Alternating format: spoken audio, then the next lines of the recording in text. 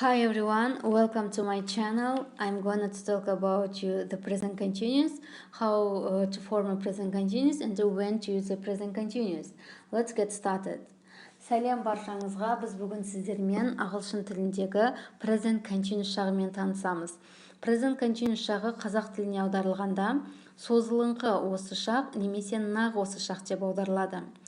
Present continuous жағы сөйлемде екі түрлі жағдайда кездеседі. Біріншісі, we use the present continuous when we talk about something which is happening at the time of speaking. Іс-әрекеттің дәл сөйлеу үстінде болып жатқанын білдіреді.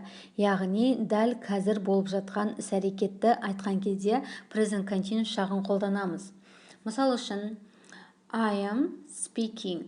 Мен сөйлеп жатырмын. You are watching TV. Сен теледидар көріп жатырсың. Дәл қазір болып жатқан іс-әрекетті білдіреді. Екінші жағдайда, for plans in the near future. Жақын арада жоспарланған іс-әрекетті айтқан кезде осы present continuous жағын қолданамыз. For example, I'm flying to Dubai next week. Мен келесі аптада Дубайға ұшайын деп жатырмын. He is meeting her at the airport in an hour. Ол оны бір сағаттан кейін аэропорттан күтіп алады. Жақын арада жоспарланған іс-әрекетте қолданамыз. Forms of present continuous. Subject plus to be plus verb plus ing. Present continuous жағының жасалу формуласы зат есім, зат есімнен кейін to be көмекші етістігін қолданамыз. Одан кейін негізгі етістікке ing жалғану арқылы жасалады. To be көмекші етістіктері am, is, are. Am, to be көмекші етістігі бұл мен дегенде қолданылады, яғни I am. You, we, theyға are, to be көмекші етістігін қолданамыз. Екінші жаққа, ал he, she, itке is көмекші етістігін қолданамыз. Мысал үшін, I am reading a book. Мен кітап оқып отырмын.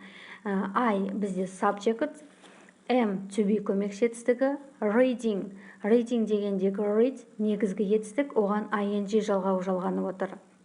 You are reading, he is reading. For example, it is raining, қазір жаңбыр жауып тұр. It, яғни бұл үшінші жақ зат есімі, is to be көмекші етістігі, rain негізгі етістік, ал оған ing жалғанып, біз present continuous жағының формасына енгізіп отырмыз. You are watching TV. Сен теледидар көріп отырсың. He is speaking. Ол сөйлеп отыр. Please be quiet. I'm working. Өтінемін, тыныштық сақтаңызшы, мен жұмыс жасап отырмын. Яғни түсіндік, to be көмекші етістігі, негізгі етістік және негізгі етістікке ing жалғану арқылы жасалады. Ал енді болымсыз сөйлем жасап көрейік. Болымсыз сөйлем жасаған кезде to be көмекші етістігінен кейін жай ғана not жалғауын жалғай саламыз. Мысал үшін, I am not reading. Мен кітап оқып отырған жоқпын. He is not reading. Ол кітап оқып отырған жоқ. Мысал үшін, he is not sleeping. Ол ұйықтап жатқан жоқ.